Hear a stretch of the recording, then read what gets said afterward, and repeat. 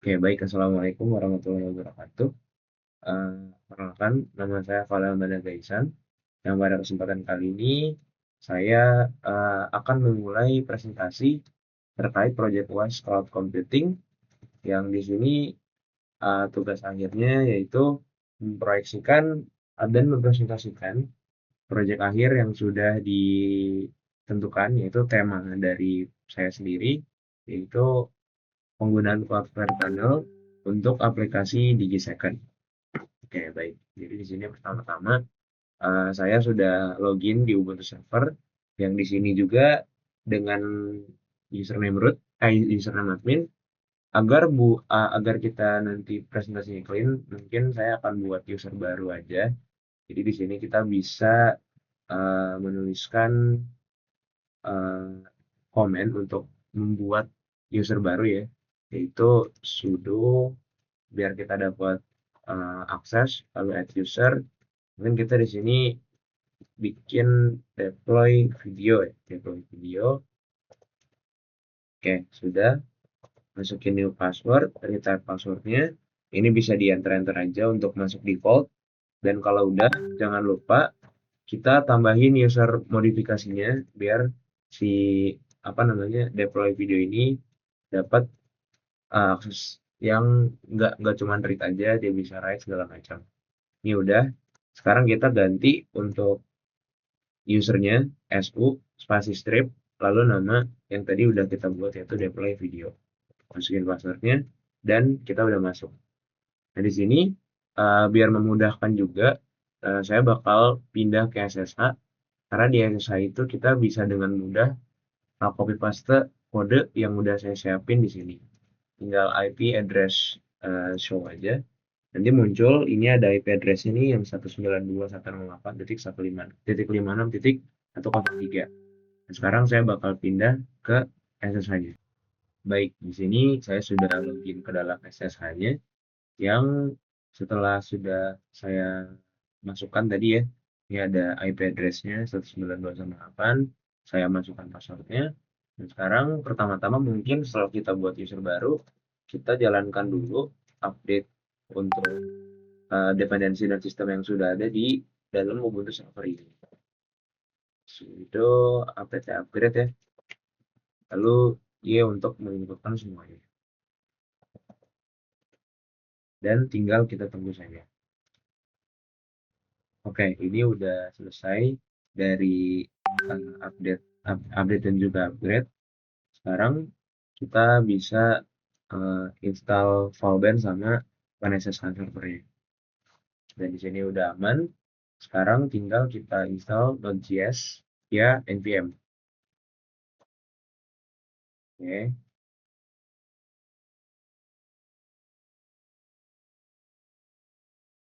Oke, udah selesai.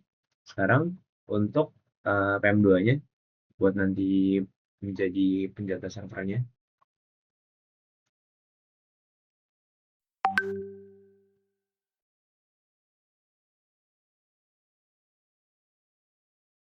Oke. Dan di sini untuk Nginx-nya untuk kita install.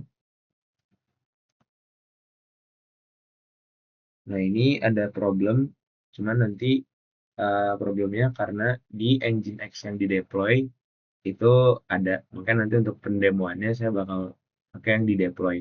Ini kan untuk penginstalannya aja. Di sini tinggal kita install Cloudflare. Buat nanti kita pakai Cloudflare tunnel. Lalu kalau sudah selesai, kita sekarang lihat kita ada di folder apa. Kita ibaratnya ada di root ya berarti. Kita di root. Sekarang kita tinggal cd kembali ke root, kita git clone. Oh ini masih usernya, ini ganti nih.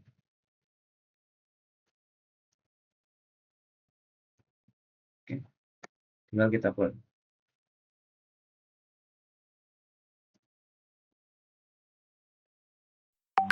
Wait, bentar. Oke, ternyata tadi saya salah dari nama reponya. Ini yang benar. Tadi saya salah username aja. Jadi pertama-tama git clone dulu. Nah, sudah kita cd ke DigiSecond ya. Nah, di sini udah ada nih directory dari projectnya. Bisa dilihat, ini project saya dan juga teman saya, Juen. Lalu kalau misalkan NVM belum ada, kita bisa install dulu di sini untuk NVM-nya. Nah, ini tadi karena kita udah install, ini jatuhnya double check aja. Terus kita kalau sudah, kita npm install untuk menginstal package yang diperlukan dari project ini.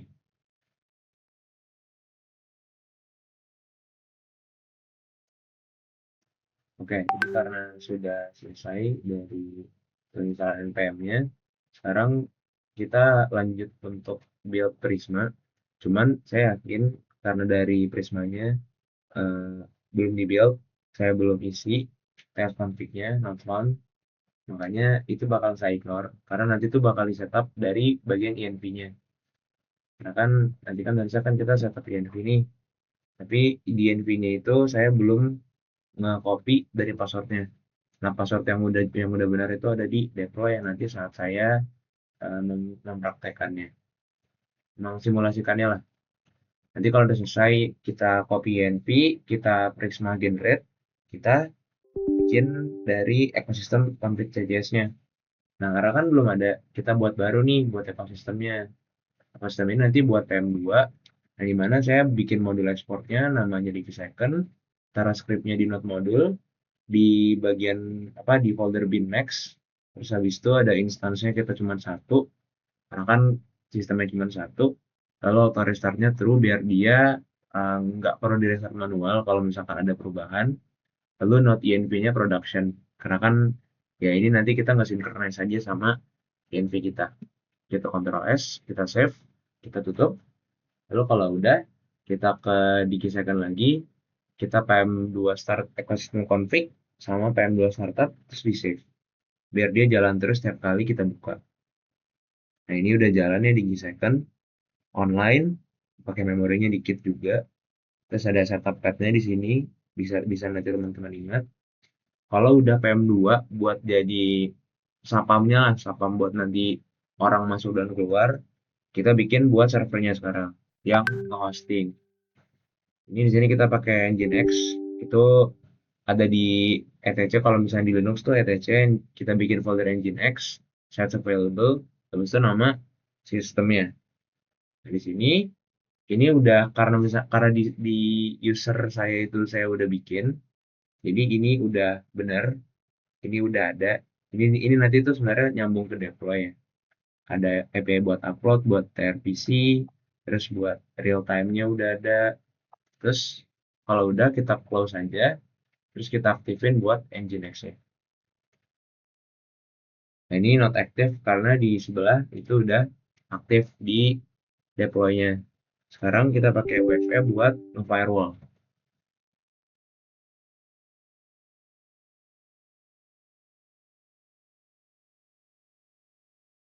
Oke, ini di Y aja. Oke, sekarang OpenSSH-nya udah allow, terus juga dari Nginx-nya udah allow juga. Jadi seharusnya sekarang udah bisa dipakai. Nah, saya juga untuk Cloudflare Tunnel ini kan saya pakai yang free tier. Makanya kalau misalnya bisa kita lihat, oh, oh ini di deploy video. Sebentar. Kita tuh nanti tuh saya bikin satu script tunnel itu buat Cloudflare tunnelnya. Jadi di sini dia bakal apa nge-request file cloud apa dia bakal nge-request file ibaratnya dia bakal nge-request link Cloudflare tunnelnya lah. Nanti kalau misalkan udah dapat URL-nya, dia bakal nge-sync dan update INVS secara langsung dan bakal nge-restart PM2-nya. Jadi kan untuk Cloudflare tunnel ini kan dia kan bakal ganti ya, dia kan statis. Maksudnya setiap kita jalanin Cloudflare tunnelnya, sama apa setiap kali kita bikin sistemnya, kita jalanin running Cloudflare tunnelnya, dia bakal bikin atau generate link yang baru. Dan itu bakal redundant tuh, kita bakal ganti INV satu-satu. Dan makanya di sini saya bikin script yang di sini dia bakal langsung ganti.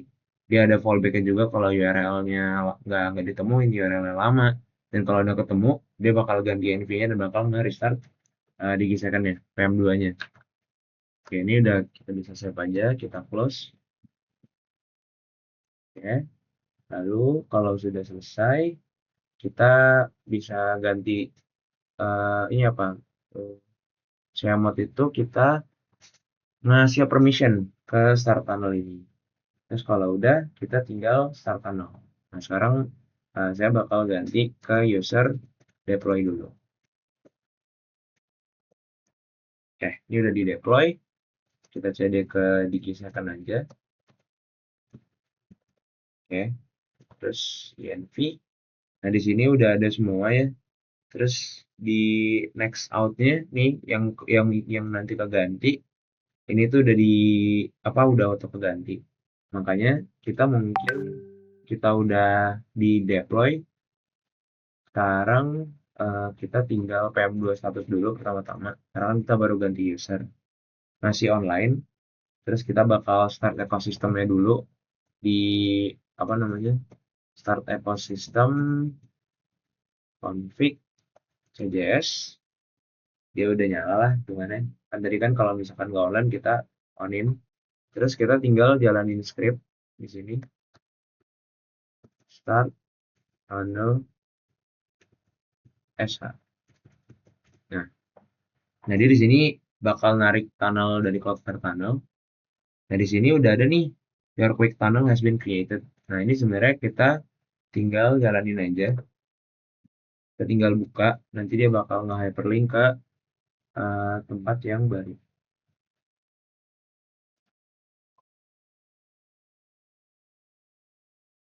Ini mungkin tadi ada problem karena saya lupa run build. Jadi ini kita lagi nunggu run build-nya.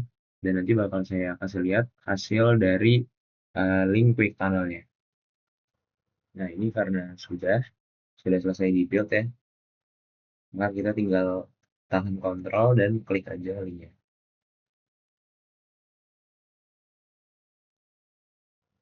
Oke, baik. Ini sudah saya buat linknya ulang. Tadi karena saya sebelumnya pakai service Apache yang dia itu mematikan Nginx-nya. Jadi tadi Apache-nya udah saya matiin dan Nginx-nya sudah saya enable lagi. Nah, ini udah berhasil jatuhnya menghosting lokal ya. Karena kan kalau misalkan dimatikan nih Ubuntu servernya, maka akan mati juga. Dan di sistem ini juga tadi, kenapa kita perlu ada uh, Nginx? Karena di sistem saya ini dia kan pakai Zero Out buat Google. Makanya uh, karena adanya tadi penggunaan env, dia juga bisa mengallow dari Zero Out pas login nanti. Ini tinggal kita bisa pakai juga, bisa kita pakai misal lupa admin at digi.com. Oke, di sini berarti udah aman semua, sudah berjalan ya. Cuman saya nggak bisa tunjukin pas login karena ini dari browsernya tuh saya lupa akun yang saya udah ada gimana. Dan daftarnya ini tuh karena pakai Magic Link. Jadi waktu itu dari Magic Link-nya itu kita ada kena limit. Dan Google di sini semua akun Google-nya aku blok karena saya belum setting dari mismatch zero nya. Yang ini agak repot. Cuman intinya untuk sistemnya itu udah berjalan di Cloudflare Tunnel. Karena nih kalau misalkan pun nanti saya jalanin, uh, sorry, kalau misalkan saya jalanin run tunnelnya lagi, start tunnelnya lagi, itu nanti bisa saya ngeganti link coba. Saya start tunnel ulang, nanti kan dia akan nge-build link yang baru ya. Dan nanti kita tinggal buka linknya. Oke, naik. Nah ini saya coba buka di sini.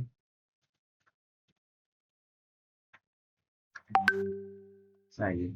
Nah, ini udah ganti ya. Nah ini link yang lama itu otomatis bakal nanti. Ibaratnya dia nggak ngeload, eh, dia dia nanti nggak ngeload lagi lah.